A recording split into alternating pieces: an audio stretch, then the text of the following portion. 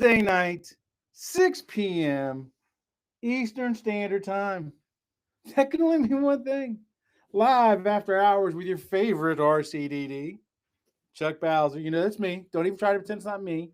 Special episode tonight coming to you from my remote studio, somewhere hidden in the depths of Maryland. I can't say where, because if I did, I'd have to hunt you down. We always start off every episode with an acronym challenge. Acronym challenge. Tonight's acronym is Next. NEXT. NEXT. Tell us in the chat box, what does NEXT mean? I'll give you a few seconds to figure that one out while you're figuring it out. How you been, man? Oh, pretty good. How about you? It's kind of funny. I've been here all week, and I think Yeah. Literally parked in my I've been driveway, and parked this in is the most we've talked. yes, I've been parking this driveway in my trailer. So anybody know what next means? See, I haven't gotten anything down here in the chat box down here yet. NEXT, near end crosstalk. Could it be? Yes, it is. Oh, D-Block did it just as you were saying it. Ah, D Block's in the house. He cheated. Near end crosstalk. Here's my. He looked it up. So, no, He cheated. yeah. So I got 5 questions for Peanut. This is my little brother Peanut, and 2 what? Oh, gotcha. And so him and I've got 40 plus years of experience in the industry. You've got 30 plus years of experience in the industry. We worked together for a long time in the industry and stuff like that. So I'm going to ask him 5 questions. He's going to ask me 5 questions, and I'm then ask him one question. and I think I know what that question is going to be too. Would we still be waiting for an elevator? Yeah, No. exactly. That would not be it. So, and my camera operator is trying to talk to me when I'm trying to host a show. I'm gonna have to fire her afterwards because she's not supposed to be holding the camera. It does. We don't care if the camera's shaky. It's fine if it's shaky. Little does my brother know, you can't fire the producer. Yeah, true. So I got 5 questions to ask him. He's got 5 questions to ask me, and then we will take questions from you guys as well too. So, ready? Shoot, but Velcro tie wraps. oh, Velcro, always Velcro. Why? Are you telling me you Velcro this 6912 everywhere? Wherever I can, yeah. But considering it being outside plant, we actually use more sturdier, heavy duty stuff. Like to what? tie wrap. So But you do use tie wraps. If I can get away with Velcro, I'm gonna use Velcro every time because Velcro is less likely going to damage the cable. Yes. So I like Velcro because it's re-enterable. It won't damage the cable, but you can use tie wraps. Yes. No, some manufacturers will tell you can't use tie wraps if you avoid their warranty, but the standards say you can use tie wraps. If you do use tie wraps, what do you have to do? You gotta make sure to loose enough to spin around the cable and not cause indentations whatsoever in the cable. And what else? What do you mean? What else? Cut them flush. Yeah. Oh yeah. Please, God, cut them flush. Oh, and they cannot be used as support. So in other words, you can't run a cable under a joist and then use a tie wrap to support that cable from a joist. Yep. Okay, what's your question to me? With the industry changing as rapidly as it does every 2 to 3 years, where do you see data centers in the next 10 to 15, maybe even 20 years?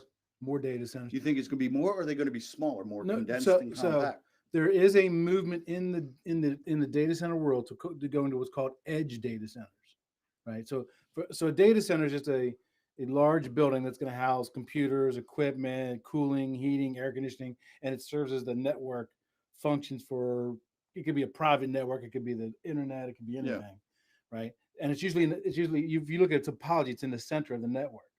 They're big, so there's a big cost to build the building.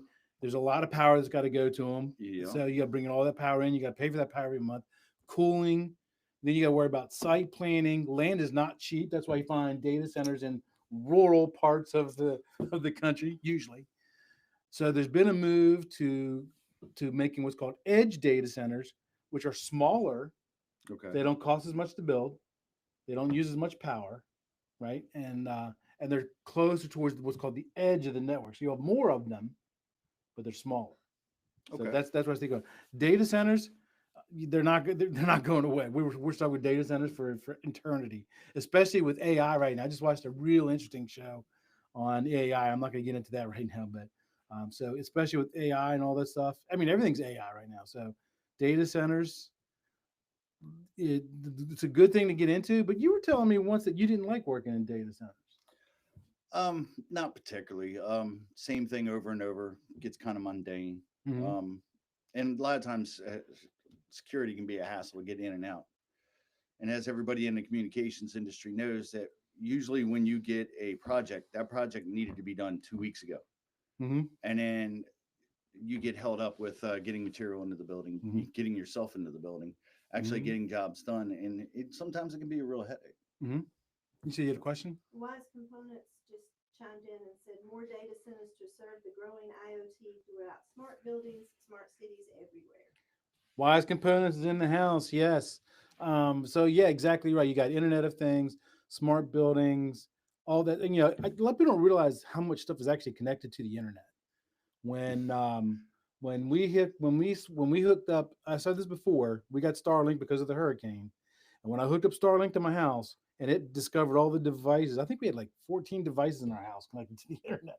I'm like, 14 Probably that devices? here, if 14, because I didn't, you don't think about it, right? My phone, Barbie's phone, my work cell phone, my personal computer, my work computer, her personal Yep. computer, her work computer, your TV, right? your alarm system, The blink your camera cameras, system, yeah. the alarms. It was devices galore, devices galore. All right, so here's my question for you. I got asked this question today. Thought my question was about. No, this wasn't. This one came from Ed, the old tech guy, because him and I were talking today about how ways I can make my TikTok channel get more viewers. And so he said, "This is a good question. So let's say that you got a brand new person coming to work for you. Okay, they show up first day on the job site, or actually, you get to talk to them before they show up first day on the job site. Okay. What 5 tools do you tell that person he has to have? First and foremost, you gotta have a pair of scissors. Scissors Right. or snips? Snips. Well, it depends on. There's a whole nother can of worms there, because now you have scissors and snips, and then what you and I used forever was those Klein solid steel snips. Yep. I was given a pair of snips the other day, from one of the guys I was working with, so I could Mhm. cut a piece of cable and literally snap the handle off. Yep. And that's just It's funny you say that. I've got one of them pair of snips out of in my trailer. um Okay, so scissors. What's the next one? well, we no longer really need punch tools, do we? Yeah, there's people Every- say, well, Everything I've been doing here lately in the last 2 or 3 years has been plug and play. That's because you function in the data center world more. Yeah, so the need So, for an actual punch tool, punch unless tool, you're no. doing some jacks or something, but a punch tool would Punch definitely tool. be one to have. With blades. 66 and 110. Okay. You want to have a 5-in-1, the screwdriver. Yep. That, Yep. So you got to have one Yep. of That's those. 3. What else am I missing here? You got to have all your PPE always. Hold on, it'll come to me. Because I'm sorry, I don't carry tools much anymore. There's my tool. You do this, you do that, you do Yeah. this. Yeah, exactly. That and a pen. Okay, so I agree with all those. I would add 2 more things. Well, you got your butter cutter. Butter cutter. Yeah, that little knife comes on your side pouch. Again, your outside plant. No. They come when you buy that pair of scissors and a It's little called climb Splicer's kit. It's called Splicer's kit. Yeah, Yes. well, it's a butter cutter because it looks like a So, butter knife, but it's very Most sharp. inside plant people don't use that knife. I know, but it comes with the pouch. It comes with, if you buy the Splicer's pouch, it comes with the pouch. Whatever. You can buy the the pouch with just the scissors. And you should probably have a pair of angle cutters because them tie wraps, man. You want to Yes. bring that back. So I would add to that because I got more of an inside plant view of things. A keyhole saw. Yeah, man. See, again, you're talking office work. But see, if you wanted to go office work, that's why you have you're right now. You're thinking your mindset's outside plant, mine's inside plant. So keyhole saw, and the most important tool to bring of all. I'm surprised you didn't say this. You and I talked channel about this. locks. No. Which one? Your brain. Don't leave it at home. Bring a good attitude. The willing to do the work. That's for him. For him only. Yeah. I'm always happy to go to work. What's your next question? Oh, I told you only had the one. I told you to come up with 5. Now you see why I'm mom's favorite. All right. Well, how much wood could a woodchuck chuck? Woodchuck wood. Yeah. 3 chords. 3 chords? 3 chords. But what type of tree? Depends. If it's southern pine, it's 7. You can't burn southern pine. Yes, you can. Not in a fireplace. Yes, you can. No. Since when? Yes, Oh, wait, you we're can. getting off topic. They're here for technical stuff. I burned southern. I bet you TJ burned southern pine. He lives in Florida. And what year did your house burn down? It didn't. Yeah. No, all right. No. Let's see. If I had to ask you a technical question, really, the one I had was the data center. That's what I It's wanted the to only know. one you had. Only one you had. Yeah, I mean everything else we know. Mhm. Okay, so you said you like Velcro. Yeah. Soft side in or soft side out? Uh, Technically, let's say saw side in. I Why? don't know why. It's just a preference for one of my preferences. Mm-hmm. But usually I duplicate. Like if there's a Mhm. bundle there I'm dressing next to, I'm gonna Mhm. duplicate whatever they Mhm. did to keep everything dressed and nice and neat. Mm-hmm. Okay.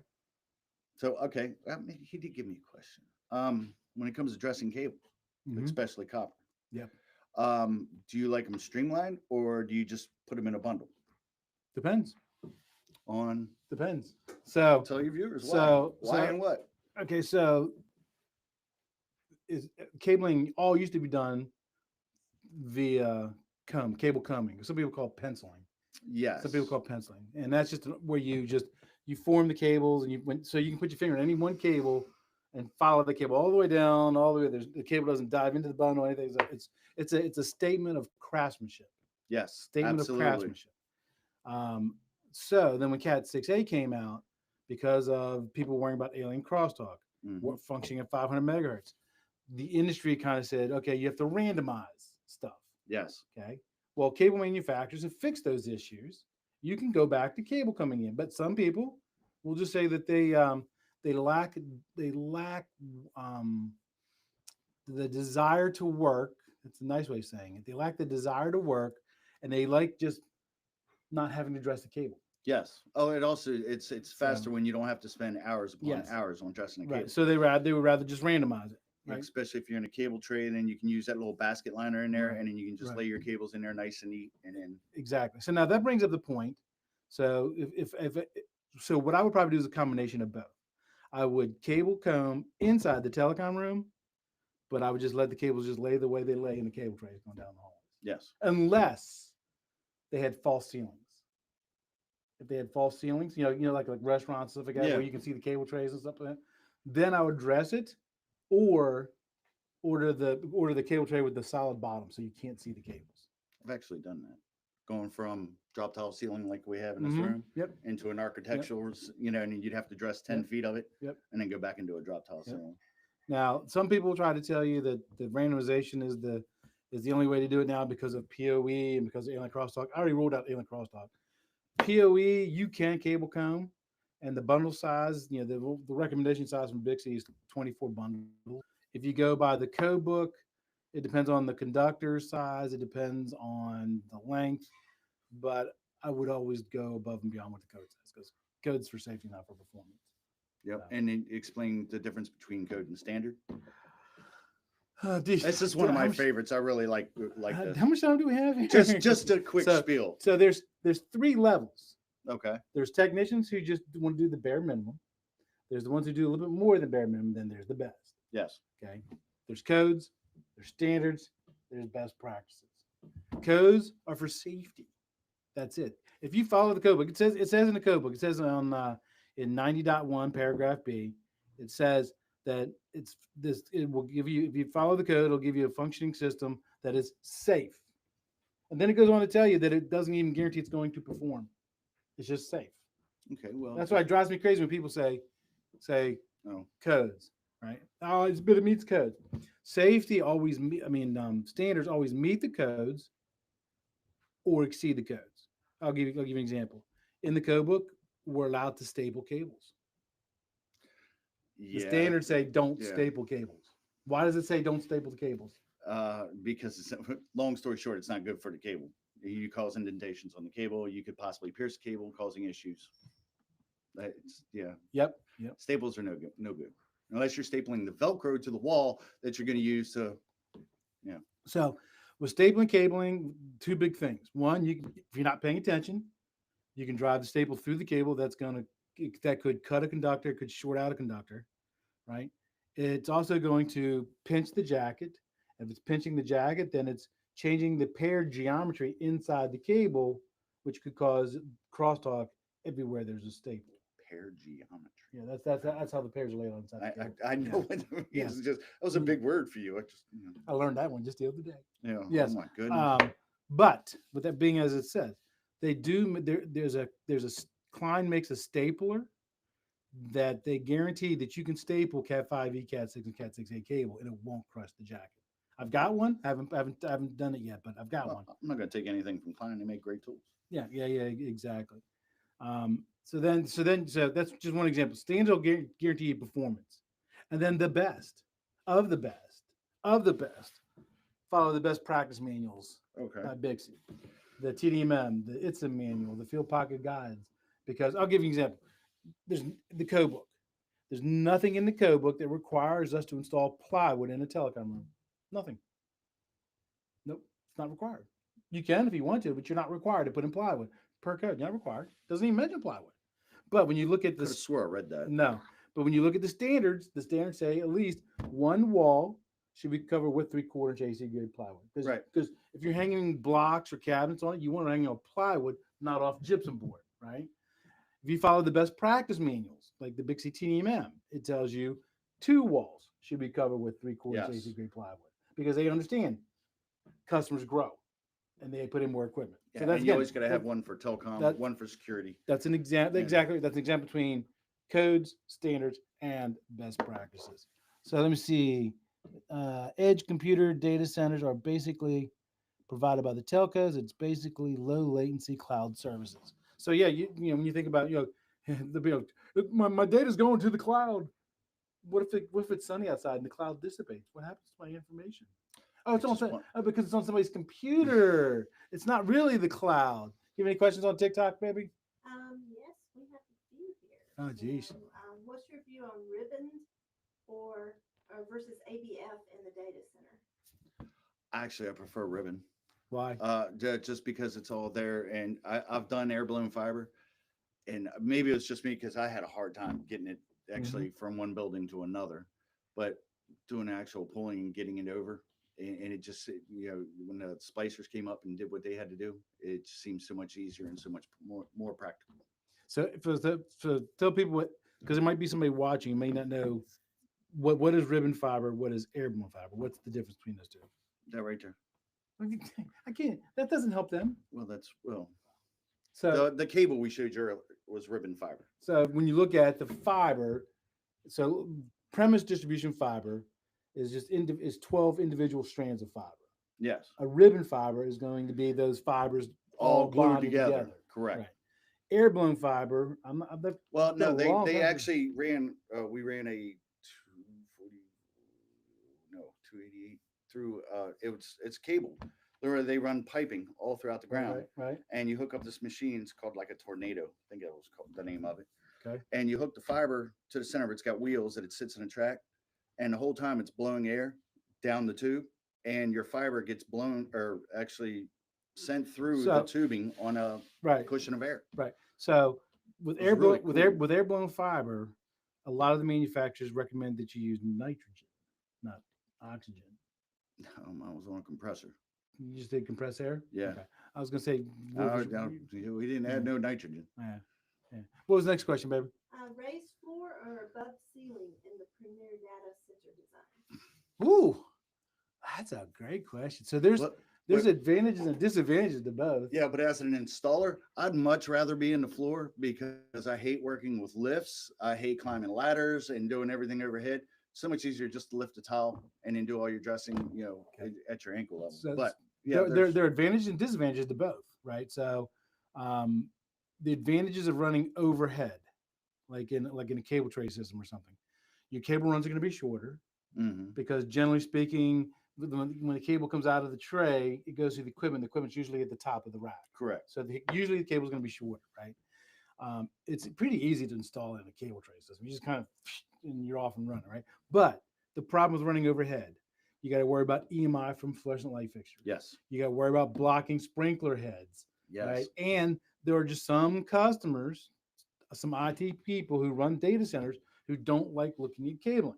They rather be all nice and neat on the floor. Yeah. So all you see is their racks. Right. That's it. Exactly. Now running underneath the floor. Real easy. You just open up the towels, you drop it in the tray in the floor, you're off and running. But your runs are going to be longer. There's a potential that you could set off a fire suppression system. Yes. Because you're kicking up dust underneath the floor. Yes. There's a chance that you might knock down a very important link at a law firm. Really, let it go, man. That happened in 1990 something, 92, Uh-huh. Because somebody was running a quarter-inch No. fish tape underneath the floor in the data center. 1989. 1989. Somebody was running a quarter-inch fish tape under the floor of one of the largest law firms in the United States, and he knocked out their T1 circuits. Well, first of all, let me explain to your audience that is not what happened.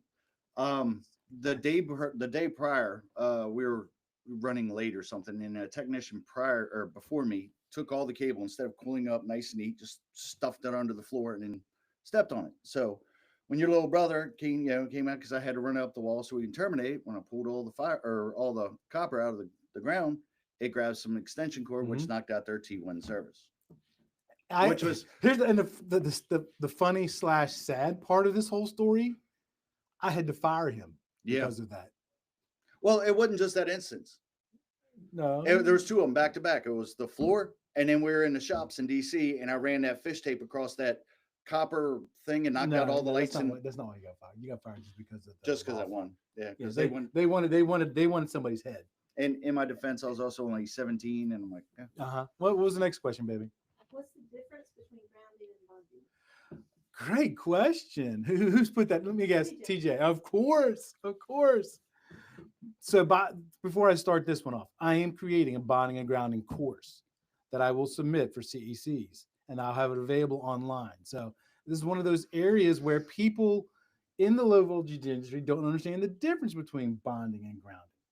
So if you're grounding something, you're doing something with Mother Earth. You're driving a ground rod into the earth. You're driving a ground ring. You're putting a ground ring into the earth. You're getting blisters on your hands. You're getting dirt on your boots. Never. You're hiring an electrician to do the work for you, right? If you're bonding something, you're making two pieces of metal electrically continuous to a ground source. So, and a lot of people get this wrong. They say, "Hey, go ground that rack." Is that rack grounded? Right. You're not grounding that rack. Yeah, you're bonding that rack to a ground. Now, there was one scenario where I actually grounded a rack. I did a call center in Memphis, Tennessee. MCI WorldCom. You didn't do it to a sprinkler pipe, did you? No. So it was a single-story call center. The GC drilled a hole through the concrete slab on grade construction. They drilled a hole right through this slab, right next to. They drilled a hole. The dogs are back in the house, so they drilled a hole through the concrete slab right next to the rack. Right. We drove a ground rod through that hole into the earth, and then ran a short conductor from that ground rod to the rack. That's the only rack I've ever grounded in my entire career. Yeah, most of the grounding. I mean, I've done that because I did a job in Miami, and I had to ground a outside trailer. And what was great about this story is I'm sitting there with a sledgehammer in the middle of August, and those who live in Florida know that August in Miami is kind of warm. It's pleasant. Yeah, it's pleasant. So I'm swinging this sledgehammer, trying to run this thing through the ground, and I finally get it. And just as I get it, the resident engineer walks up with one of these electronic, like jackhammer type things. You just put on the end of the ground rod, and it runs it to the ground for you. That's pretty nice. I got a question for you before we go to the next question. But we had to do an exothermic weld on it, which I was not competent to do because I don't know. So the preferred method for doing bonding and grounding connections is a listed 2-hole compression connector or an exothermically welded connection. Do not use split bolts. Nope, they needed a exothermic bond, basically. Bond to gas pipe, right? No. No. That's funny. And when did their house burn down? Yeah, exactly. So there is some confusion about bonding to a water pipe because that used to be a common practice. Yeah. It's and PERC is another example difference between codes and standards. Code, you're allowed to bond to a water pipe if it's within 5 feet of where the water pipe goes through the wall outside. So the thought there is you can see that it hasn't been spliced with PVC. Right. If you open this tile here and bond it to a water pipe here and it goes to the side of the house, you don't know if somebody spliced in a piece of PVC between here and where it goes out. So the thought here is if it's within 5 feet where it goes through the wall, you can see it. And there has to be 10 feet of direct earth contact on the other side of that wall. What does that mean? I'm sorry, I was just off of my own little world. Mm-hmm. There has to be 10 feet of direct earth contact on that water pipe on the other side of that wall. Okay. What does that mean? That there's. How do you verify that? You You tell me. Shovel. No. Yeah, Okay. exactly. That's why you really shouldn't be using cold water pipes as a bond to a ground. So now before we take the next question from TikTok, if you could go back in time and talk to your 17-year-old self, what advice would you give yourself coming into the low voltage industry? It gets better. um, there's so many things. The first thing I would have told myself is like, hey, look, what you learned today may not be relevant tomorrow. That's You true. know, it's constantly growing, constantly changing. That's true. So it's very important that you keep up with code standards, especially all the new stuff that was coming out. And how do you do that? Have a brother in the industry that has his own podcast. There you go. Hey, let me ask you this. Wait. Has- How many times have I called you from a job site Oh, and asked you something? Lots Yeah. actually. But let me ask you this, because I'm always curious about this. As you're out there functioning day in and day out and stuff, has anybody ever come up to you and said, hey, man, there's a pretty cool podcast about low voltage. Have you listened to it? There was one guy, he said, "It's really ugly guys on there." And he says, he's yeah, jo- I'd be yeah. doing no. Yeah. No, but there are quite a few people that's running around Northern Virginia with Let's talk cabling stickers. this stuff on their hard hats. Nice. Next question. And I have got them. Last question so far. D-Block asks, have you done any spider web fiber? No. What's I can't even say I'm familiar with spiderweb fiber. spiderweb fiber? But it rings a bell, and I'm trying to remember why. Oh, I've never even heard of spiderweb fiber. Oh, I'll have to research that one. I've never even heard of it. If we only had a computer. Yeah, but right now the computer's broadcasting the podcast. Right? After these messages, Yeah, right. we'll be right. Right. Neither on the floor or the ceiling, all over spaghetti cabling for the win. Yes. No, but the other day I had actually the manufacturer of a certain type of fiber that we're installing. Okay. He was concerned about the pull tension on his fiber. Okay. Right. And this is when I called you the other day. Okay. And it's Was it outside plant? Yeah. 600 pounds. Right. Coder standard. Standards. Right. Can you exceed those standards? Standards are voluntary, Okay. but you can't exceed the manufacturer's recommendations. That's what I was afraid of because we actually have a manufacturer rep there watching us install this. And unfortunately, some of these pools are greater than 600 feet.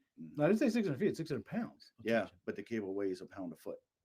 Oh, I see what you're saying. Yeah. Yeah, so if you have 600 Yeah, but when pounds of if you're cable- putting in cable lubricant, that lowers the coefficient. it does. So It does. you're not technically pulling 600 pounds. It does, and we also But- use a swivel that's only rated up to 600 pounds. So if we exceed the 600 pounds, it actually Right.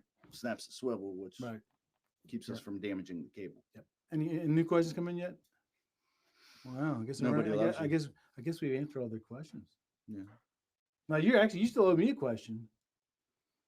All I've right. given you your question, so Why did I have to carry you all those years when we first started out? Because look, he may be smart technically, but when it comes to common sense and getting cables down a wall or doing certain things, it's where he relies on me, right? But if I need to know why a certain thing works a certain way, look at that camera. that's the guy. Oh, that's the guy. Why am I looking at it? Because I'm looking. Isn't that a camera? Too? That's camera 2. Yes, you got kind of get Camera 1, camera 2. You got kind of go back camera and forth 1, between the camera two. 2. So Somebody will get that obviously that's his sarcasm because we all know that I carried you because I'm the one who was smart enough to not have a hammer fall off the top of a ladder and hit him on the head. Oh, let's while they go weren't there. Wearing the PPE. Let's go there. Let's go there. Now, look, I used to, this time in my life, I could not stand having to wear a hard hat, having to put on gloves, wearing safety shoes and all this other things. But Do you do it now? absolutely, Every time? every time. It's not like anybody from your company listens to my podcast, by the way. Oh, I'm sure they all. Oh, they.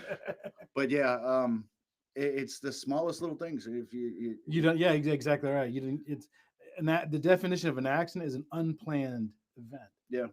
and I've actually been looking into the safety world or the safety realm when it comes into communications. You know, how to make the workplace a little bit safer. Right.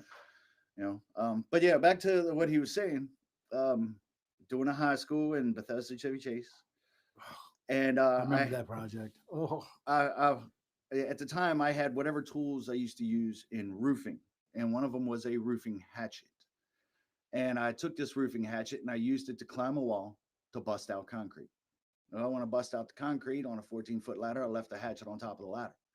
Climbed down the ladder, was doing something else. Somebody said, "Hey, can you bring the ladder over here?" And guess what I left on top of it? Moved the ladder, and that thing just split the top of my head. Oh my god! And it actually gave me a concussion. They asked me, say, when's your birthday? I told them when my birthday was, and they're like, "What's your middle name?" And literally, I could not remember my middle name. And they're like, "Yep, you're going to the doctor." So yeah, got a few stitches in the back of my head. So let me ask you this: if somebody was watching this tonight because they're thinking about, hey, I want to get into this low voltage thing. Right now, they're flipping hamburgers, or they're cooking pizza at Lido's. Absolutely, get into Well, it. no, let me finish. No, I'm doing the preface here. Let me give you the question. Okay, they've decided. They have decided. They've decided they want to get into low voltage. Well, I already asked you what advice would you give yourself? What advice would you give somebody new coming in to make sure that they're set up for success? Learn everything you possibly can. Get involved with all certifications, especially Bixie. Having that as part of your stack of certifications you'll acquire throughout the years comes in very handy. Yeah, knowledge is power. I should get paid for that. I should charge you because I've got it copyrighted, so I should charge you for that, for saying that. Oh wait, you said on my it's on your show. It's on my show. Yeah, exactly right. Get in the field's a great place to start, but definitely work your way up.